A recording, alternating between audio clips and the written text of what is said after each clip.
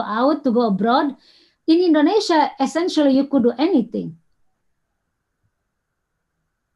And that is the best part about Indonesia, in my opinion.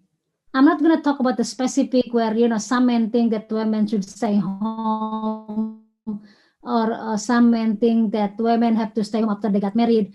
I'll not go to that debate, but my point is that we are better off in regard to study, could work, could do a lot of things with their life, in comparison to some women in other part of the world where they don't have the mobility, or the government is oppressive to women. But we do have problem too, and I'll explain to you why it is problematic. When we look at other countries in South Asia, for instance, the rank, it's very, very high. In these countries have better gain for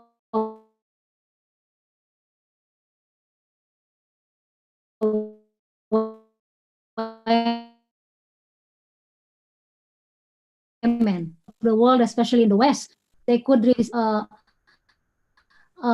child support. The children are supported by the parents or the father, although they were divorcing, or they could also receive alimony after they got divorced. That's in the US. I don't think that is the case in Indonesia, because in Indonesia, very likely you receive, if a female gets divorced, very likely she would receive like 3 months maybe before the IDA ends.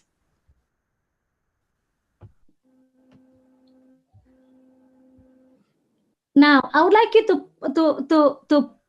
to pay a close attention. How many years would it take for gender equality to be accomplished? Some would take 150 years. My goodness, where would I be in 150 years? Where would you be in 150 years? Imagine if Indonesia would take that long for gender equality. That's very, very long. And how could you, youth, change that? That's super, super long. 100, even in Western Europe, 54 years, that's a long time. In fact, many of these years are very, very long. I wouldn't be alive to see this. Maybe this is like 4 generations. That's super, super long to look at gender equality in the world. And I don't know if the world is still here with climate change is, rapidly changing, escalating. So I don't know if the world is still here. 50 years, well, 50 years maybe, 200 years from now, 1,000 years from now. God, I'm scared. Indonesia ranked 85. That's not good, by the way. So we have gender gap. Again, if you feel that your family doesn't discriminate you, your friends do not discriminate you, it doesn't mean other women do not experience that. Please remember that. Please remember. When we look at Indonesia, economic participation opportunity, we are number 68. So there is gap there too. A lot of women are working, but women work in the informal sector in comparison to men. That's also another problem. Although in my other research, I have found that there are more educated women in Indonesia in comparison to men, and women are closing the gap at the higher level. Educational attainment, as you could see, that's one. That's a lot, right? And then health 79 and political empowerment. I just read a PDF from a friend of mine. Out of 57 women going for Pilkada election, almost 27 of them were actually the wives of former district chairs, mayors.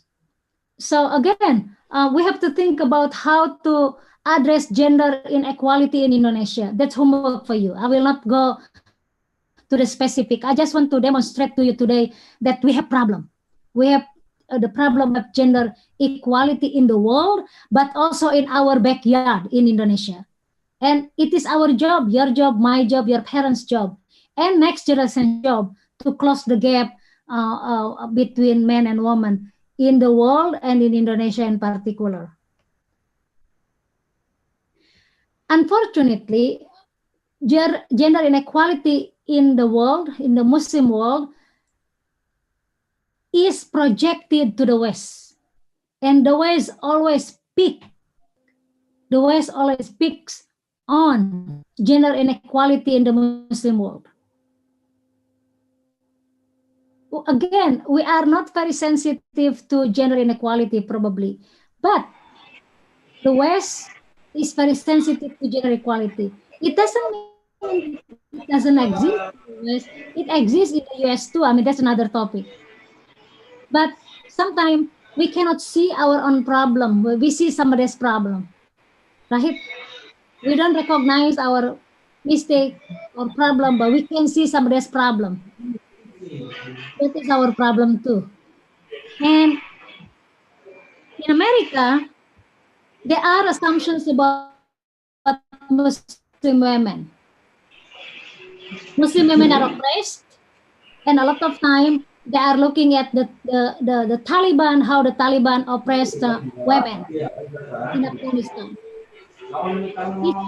Islam oppresses Muslim women. Why and how?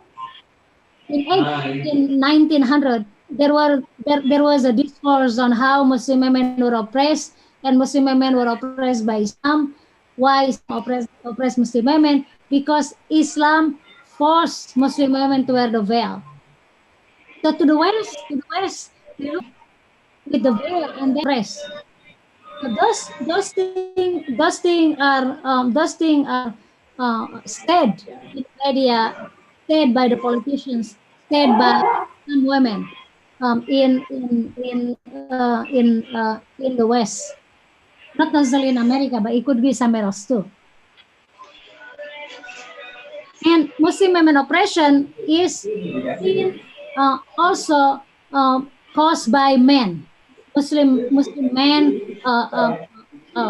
oppress Muslim women, and in the context of the war on terror, a lot of time the portrayal of Muslim women as being oppressed by brown men, and the U.S. Needed to send the military to liberate Muslim women. Why? Because one way for the West to eradicate the inequality, gender inequality in the Muslim world is through the liberation. And unfortunately, this liberation project was supposed to come from the West. I'm going to pause for 1 second. Please mute yourself. I think one of you need to mute yourself.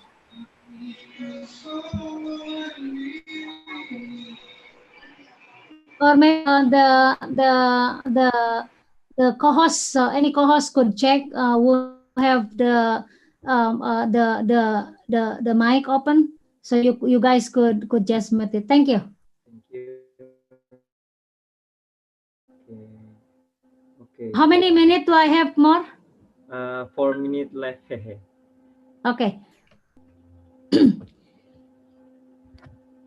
When the Western media looks at Muslim women, although it's only one Muslim woman, this is the story from Afghanistan where her nose was chopped by a man, and one victim became generalized, and that is the tendency. There is one victim, and it was generalized as if all Muslim women are subjected to violence. But again, one violence is enough.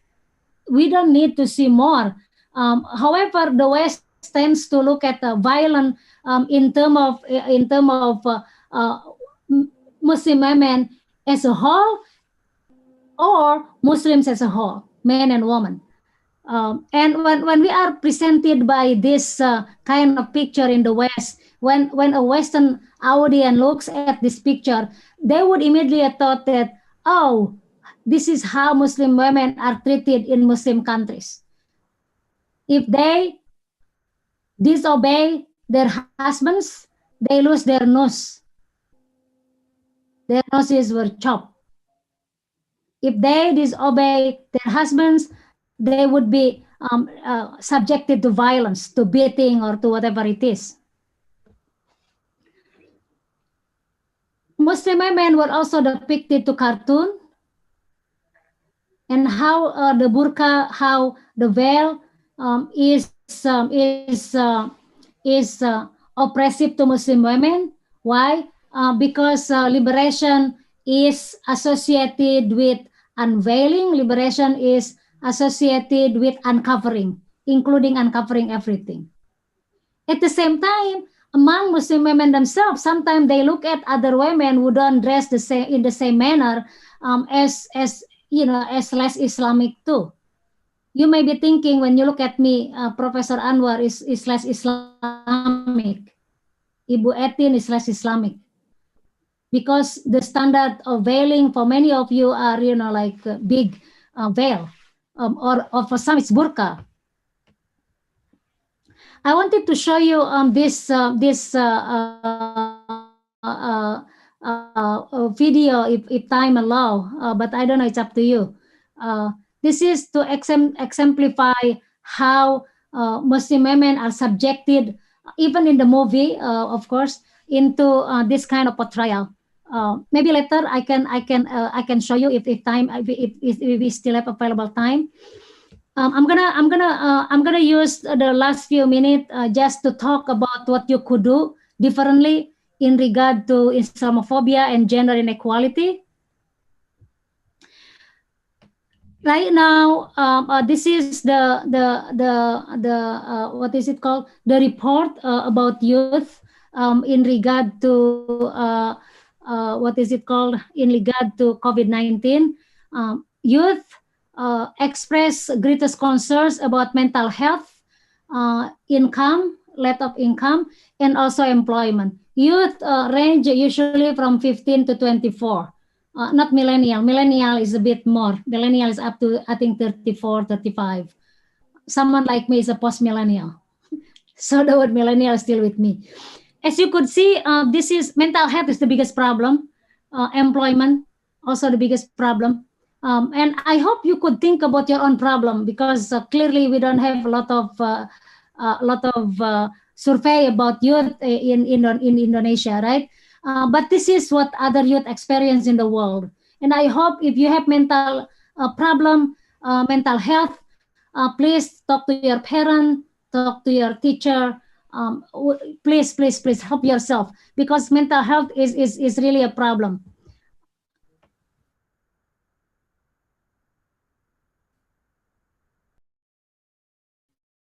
Another issue about lack of employment, and for you maybe suffering from online classes, suffering from many others. But youth also has the biggest resilience, and that is the best in my opinion.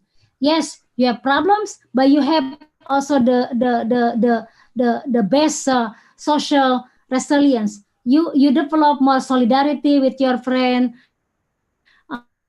You also provide help to others, volunteer for your organizations, participate in programming. I admire Afwan earlier. He is very active. It appears to me that he has participated in many programs, many competitions, and youth also, like KMNU. I mean, this very event, in my opinion, it shows about your resilience. It shows about your ability to build solidarity among youth. And also, it shows that you support your age group, your friends, your colleagues, your age group. And that is the best. Why? Because you have that social resilience. I would like to invite all of you to be part of the Reducate family. Let's build this network, for youth network, for scholars network. It is very, very important that we Indonesians work together to make Indonesia better. Yes, you may like Facebook. That Facebook is founded by someone else you have never met except maybe online. So please make Reducate part of your dream. This is my philosophy. We have to pursue our dream, but help others in the process. You cannot be great only on your own self. You cannot be great by yourself. We are going to be great together, and I hope that KMNU would be great together along with other youth. We have to build that kind of momentum during the COVID-19 era. And you are responsible to change the world and help others in the process. Thank you. Yay, thank you very much, Professor Etin. It is really great explanation and your presentation is very well. And please give your applause, guys. Thank you very much.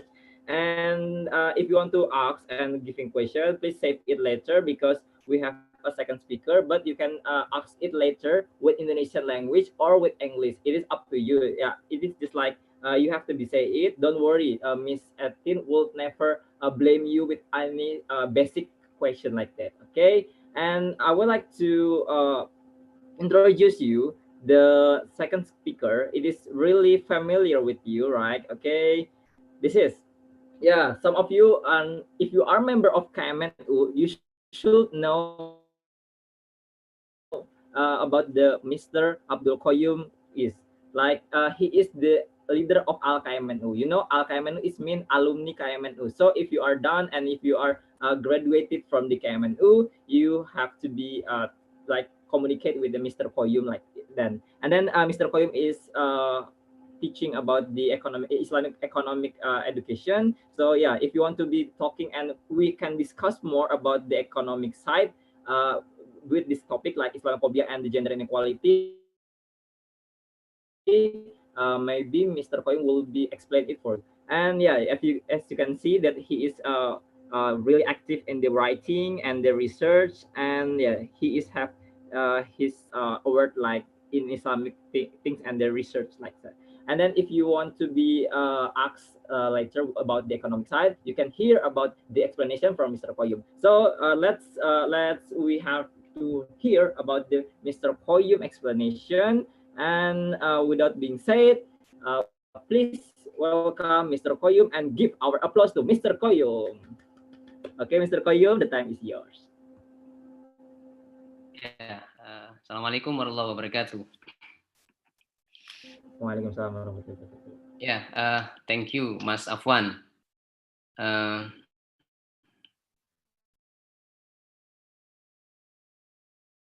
Thank you, the Honorable Ibu Profesor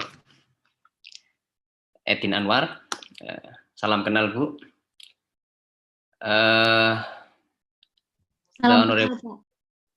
The honorable guests and all participants. Actually, I'm quite surprised, when so many KMNU students are very fluent in English, especially Mas Afwan, and then the Mbak siapa tadi, Mbak yang MC tadi, ya. I think it is the indication, that the future of KMNU is very good, Okay. When the committee contacted me with, relating to the topic of our today discussion, actually, I want to say that I'm actually is not the expert, in this area, not expert in, especially in gender equality or gender inequality and Islamophobia. But of course, maybe I can discuss from a different view, especially in terms of finance and economic, because my dissertation is about the, not specific in this topic, gender inequality or Islamophobia, but my dissertation is also cover the issue of social. My dissertation is discuss about environmental, social, and governance. We call ESG, and in ESG it's also cover the issue of gender equality in terms of management of the company and so on. So let me try to discuss this issue. Yeah. Oh, I want to share my screen, Mas Afwan. Okay, wait. How can I turn the Mr. Poem as a co-host? Wait. How can maybe like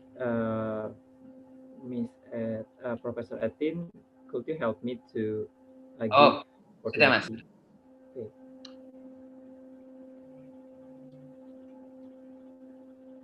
Okay, thank you very much. Okay.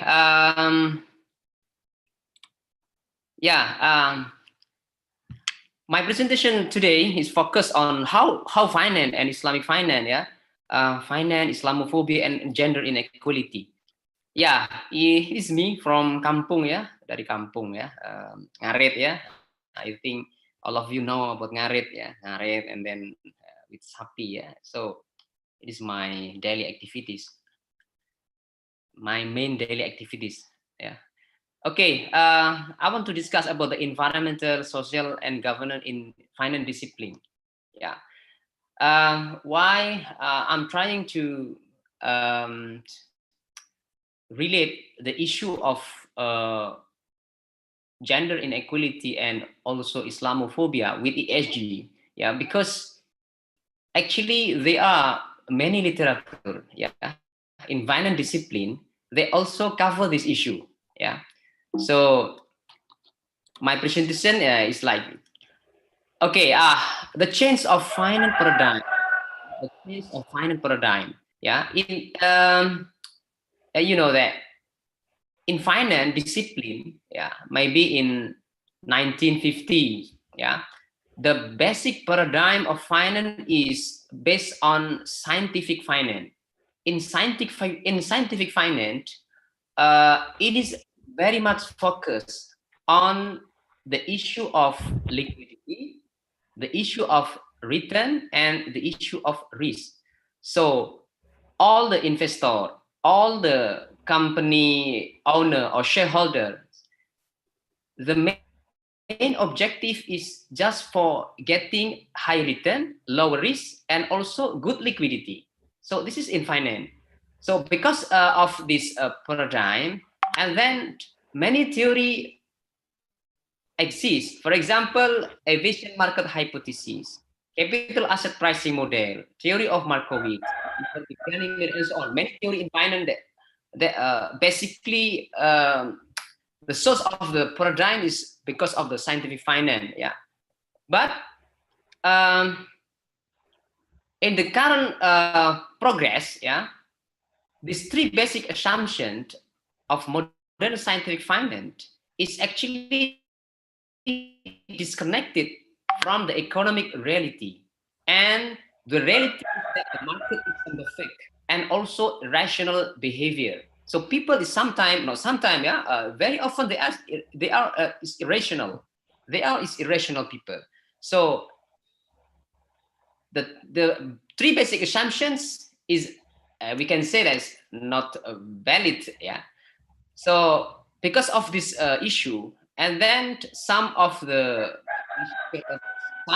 finance experts try to develop the other theory that we know about the theory of stakeholders, meaning that the objective of the firm is not just for getting return, risk, and liquidity, but also the term of sustainability.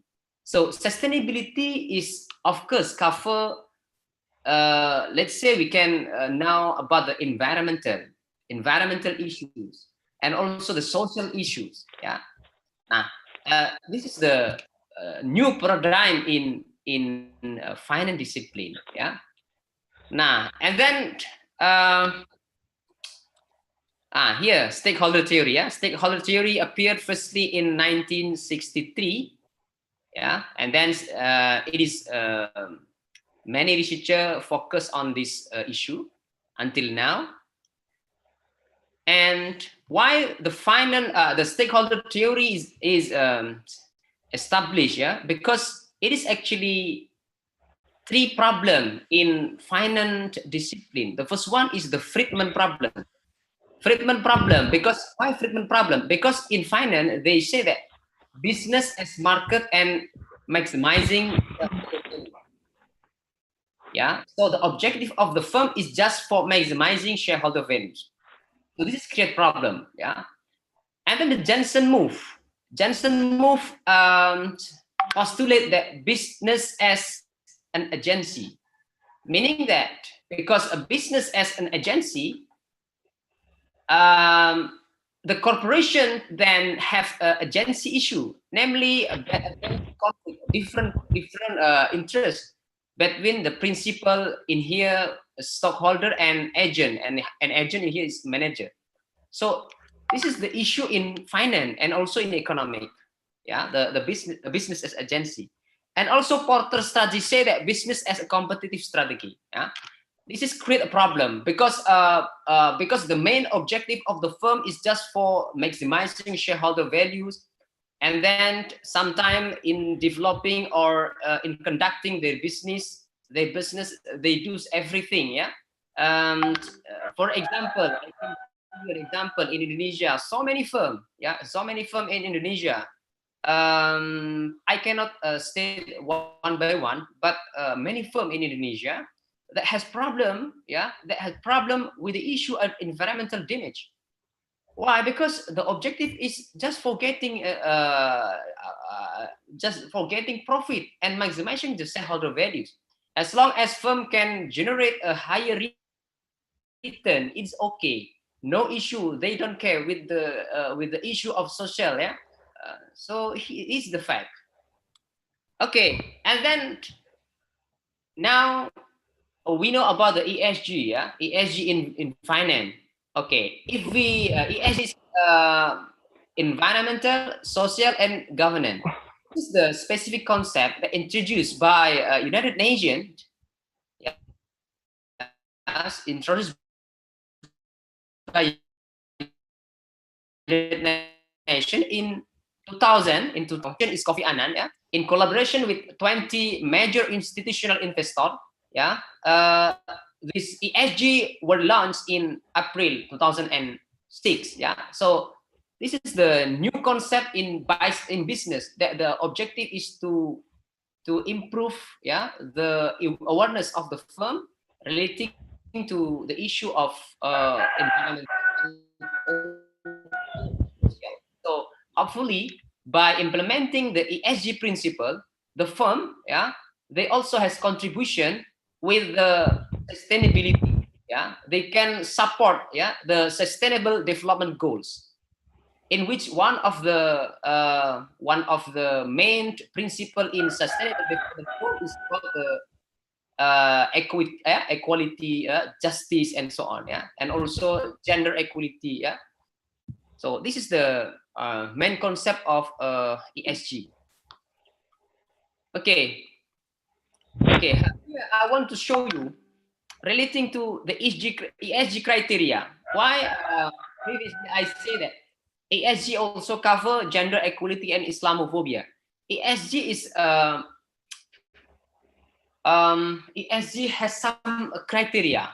One of the criteria is, for example, in terms of social. Yeah, social. There are so many criteria actually, but I choose some criteria has a strong relationship with the gender equality and Islamophobia. For example, health and safety policy, diversity and opportunity, target diversity and opportunity, women employees, new women employees, employees with disability. So this is we can say how now how current firm has good awareness with the issue of social, yeah, and also issue of a woman, yeah, woman and or gender equality. And also the issue of management, yeah, in terms of management, issue of management, policy, board diversity. So in current firm, yeah, in current standard, firm must fulfill some criteria. For example, they can be listed as ESG firm if the firm has some specific percentage of the women in board of director or women in board of commissioner. So here the fact today, and you know, it is for example, I just give you an example, Toyota Motor Group, yeah, Toyota Motor Group, and it is this Toyota Motor Group is listed as ESG firm. ESG firm meaning that according to Thomson, yeah, has good quality in implementing ESG standard. Meaning that if the firm listed in ESG firm, this firm is very good, yeah, in terms of its reputation and so on. Yeah.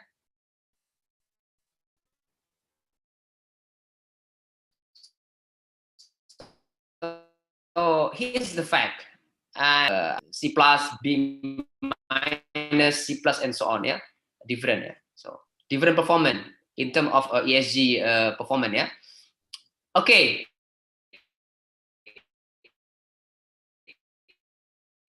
So financial value creation, of course, yeah, it is so many debate, yeah. But I want to skip this. This is the relationship between Makoshi, Sharia, and SDGs. I also will skip. Okay, next we are moving to Islamic finance and ESG issue or in a social issue. Islamic finance. Why Islamic finance? Yeah. Okay. Social issue in Islamic finance. Even though the ESG has far more in asset, yeah, then Islamic finance in this industry, the growth of both sectors show the same trend. Yeah, ESG sector that is very popular in the West, in Europe, and in America, in US. The growth of asset is very impressive. Yeah, yeah. Annually, the growth is quite same with Islamic finance industry. Yeah, meaning that actually international society, the awareness with the issue of social is increased, yeah. And to qualify as an Islamic firm, yeah, it must comply with Sharia screening criteria. So if let's say Indonesian firm, there are more than 500 firm in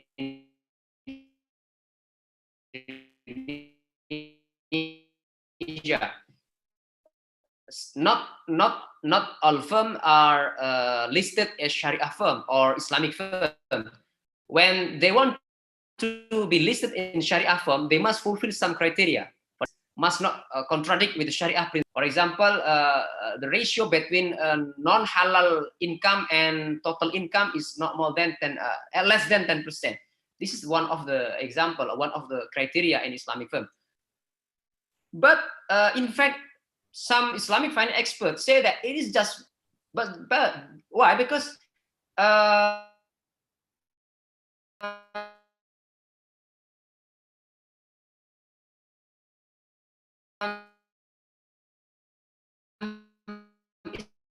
Islamic firm can be selected as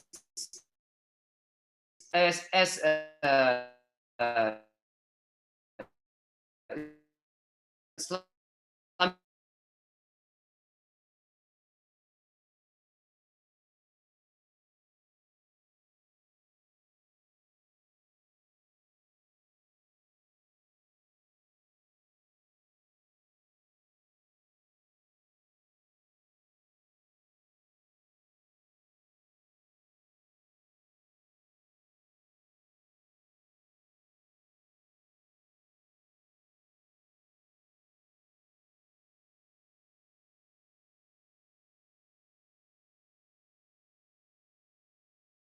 idea to integrate between the ESG standard that cover also gender equity with Islamic finance standard, because it is based on, I think, two important case. Yeah, the first one is, let's say in Indonesia,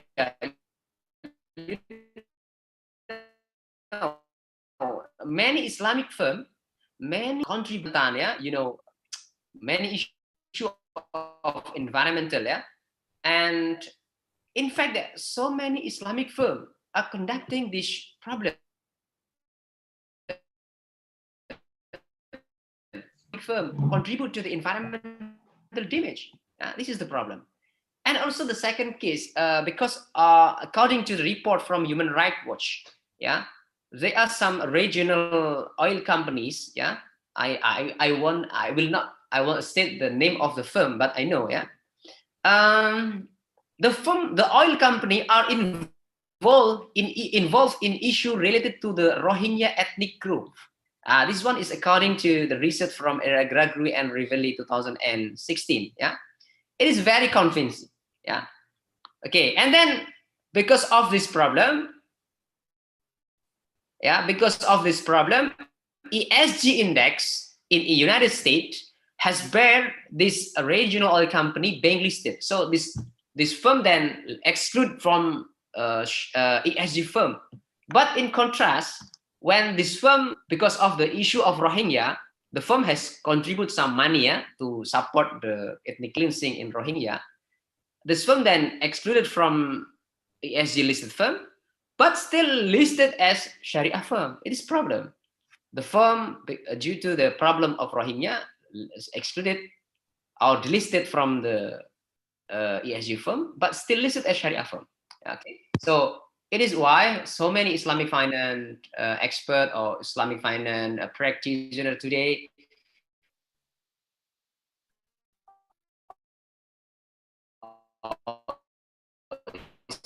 Islamic finance academy that is very popular in the West. Okay, so this is the new, and it is the new and the current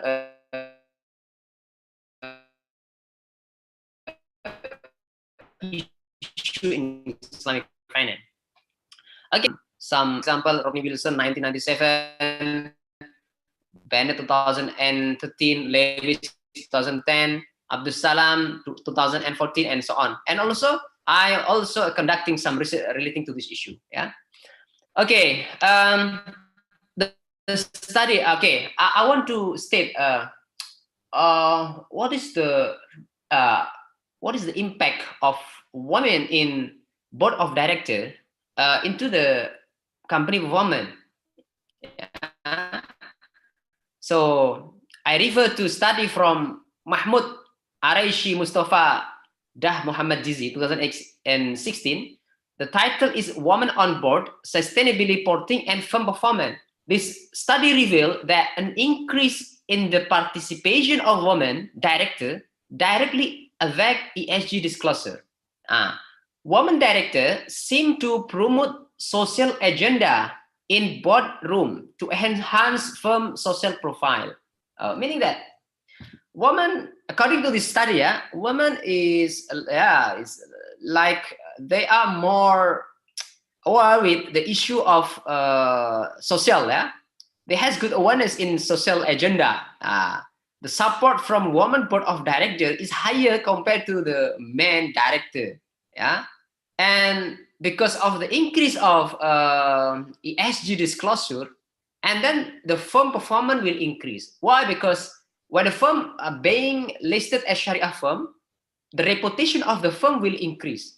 When the reputation of the firm will increase, all the stakeholder will have positive view, relating to this firm, and then the customer satisfaction will increase, investor satisfaction will increase, and also the price of stock or the price of share will increase in the capital market. So this is another issue why gender equality, and also religion phobia, and also specifically Islamophobia must be reduced or might be erased in our economic practice. Yeah, and also according to research from Patrick Felte 2018, also they find that female members in management board do have a positive impact, on ESG performance. Yeah.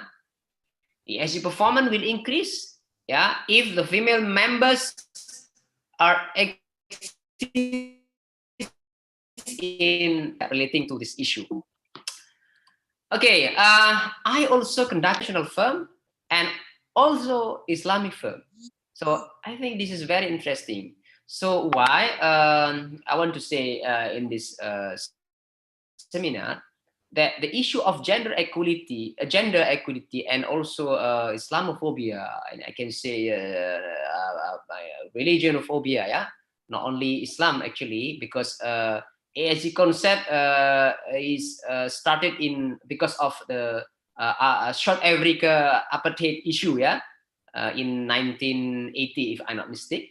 So now, in the world, yeah, according to the explanation from Prof. Etin Anwar, Islamophobia is really exists in the West.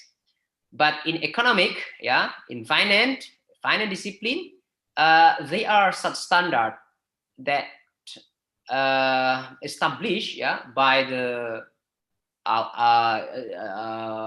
finance authority and also from the United Nations that try to reduce, yeah, this issue. So in ESG standard, they are cover also issue woman employee, woman in board of director. It is reflect the gender equality, and also about the social issue, yeah. Many aspects, yeah, that become valuation from the standard. Okay, I think this is my presentation. I hope that it is give you some different view relating to this topic. Yeah, I think enough. Thank you. Assalamualaikum warahmatullahi wabarakatuh. Waalaikumsalam warahmatullahi wabarakatuh. And please give applause for our speaker, Mr. Koyu. It is really refreshing since that we hear about the economic sector regarding our topic, Islamophobia and the gender inequality itself. And guys, if you want to be asked or giving question, now we are open for the question session like Q&A, and you can ask it with your national language in Indonesia or Japanese or Sundanese. And if the speaker are not understand, I can translate it for the speaker. However, our speaker is very nationalism from Indonesia, so maybe and he must be or he must be understand with your language. So don't worry, guys. And then we have really many or a lot of questions. So I really confused how gonna we start about the question session. Like, okay, the first one I would like to giving the question and answer session. Hello. Please. Okay. Yes, Mr. Irfan Chang. Okay. Thank you for time. Wilujeng wengi, Profesor Anwar. Wilujeng wengi.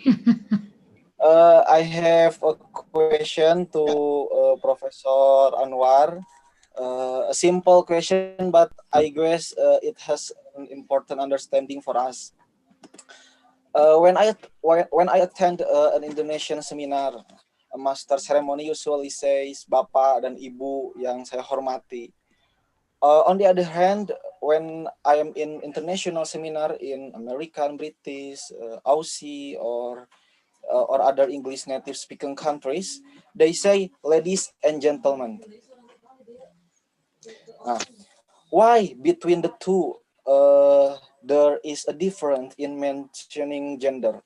Does Indonesian prioritize the position of men because they are mentioned men in the first, while English native speaking countries prioritize women because they mention ladies at the first? But in these countries, I think ladies first is still just a term. There are still many assumptions that man is the director, man is the political leader, man is the president, and woman is only assistant of the leader. So my question is, How do we reduce this assumption and improve the women existence? Thank you. Okay. So we have a first question, and let me read the second question is from Wita, I think, but I like to scroll up. It is too many for you to check the column. Wait. Where is the Wita? Okay, Wita is using Indonesia, so I would like to read it. Saya mengajukan pertanyaan kepada Prof. Anwar, apakah gerakan feminisme di Barat masih belum ramah terhadap feminisme Islam? Bila terjadi ketidakramahan, apakah hal ini dipengaruhi akan sentimen kapitalisme supremasi kulit putih? Seperti itu pertanyaannya Prof. Etin. Untuk apa pertanyaan dari Mbak Wita, pertanyaan kedua. Akan saya mungkin saya copy dulu. Wait, I would like to copy it so you can read it. Wait. In the meeting like this. Yes, this is from this is using English. Okay. From the Fathahul from IAIN Purwokerto, from Etin Anwar, would you please explain how to wipe gender bias in our society? Okay, that is the third question. I think it is enough for the first session. We will continue later, so we can hear the explanation or the answer from Professor Etin. Professor Etin, the time is yours. We have three questions.